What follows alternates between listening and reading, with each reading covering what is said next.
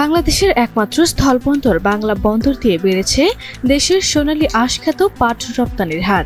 বন্দর কর্তৃপক্ষ জানিয়েছে ২০২৪-২৫ অর্থ বছরে এই বন্দর দিয়ে নেপালে মোট ২৫,২৪৬ মেট্রিক টন পাট রপ্তানি হয়েছে।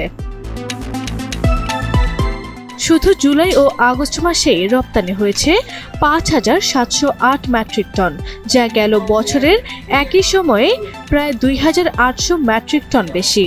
এ ধরনের বৃদ্ধি আশা দেখাচ্ছে যে এবছর পাট রপ্তানি আরও বেশি হবে।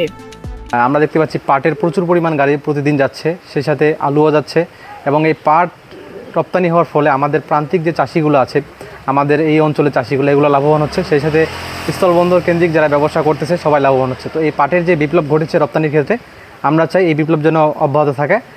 আশা করি যে আমাদের বাংলাদেশে যদি পাট উৎপন্ন আরও বেশি হয় তাহলে আমরা ভালোভাবে এই মালটা এক্সপোর্ট করতে পারবো। পাটের মূল্য আমরা ন্যায্য মূল্য পাবো। বাংলা বান্ধার থেকে মোটামুটি বেশ ভালোই রপ্তানি হচ্ছে নেপালে বাংলাদেশি পাটের চাহিদা খুব বেশি। এইভাবে রপ্তানি চলতে থাকলে সরাসরি লাভবান হবেন এদেশের কৃষকরা। ২৪-২৫ অর্থ বছরের প্রথম ২ মাসের তুলনায় ২০২৫-২৬ অর্থ বছরের প্রথম ২ মাসে প্রায় পাট রপ্তানি বেড়েছে। আশা করছি আরও পাট রপ্তানি হবে এবং পাট রপ্তানি হলে আমাদের যে পাট চাষিরা উপকৃত হবেন, পাটের দাম একটা স্থিতিশীল অবস্থা বজায় রাখবে। ২৩-২৪ অর্থ বছরের তুলনায় ২৪-২৫ অর্থ বছরে প্রায় ১৫ থেকে ২০,০০০ মেট্রিক টন রপ্তানি বৃদ্ধি পেয়েছে এবং বর্তমানে রপ্তানির এই ধারা অব্যাহত রয়েছে এবং প্রধান রপ্তানি পণ্যের মধ্যে পাট, কটন র্যাক্স, আলু এবং সম্প্রতি যুক্ত হয়েছে সয়াবিন মিল।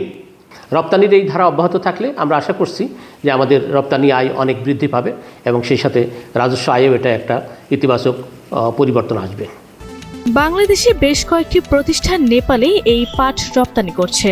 বাংলাদেশি পাটের ব্যাপক চাহিদা রয়েছে নেপালে।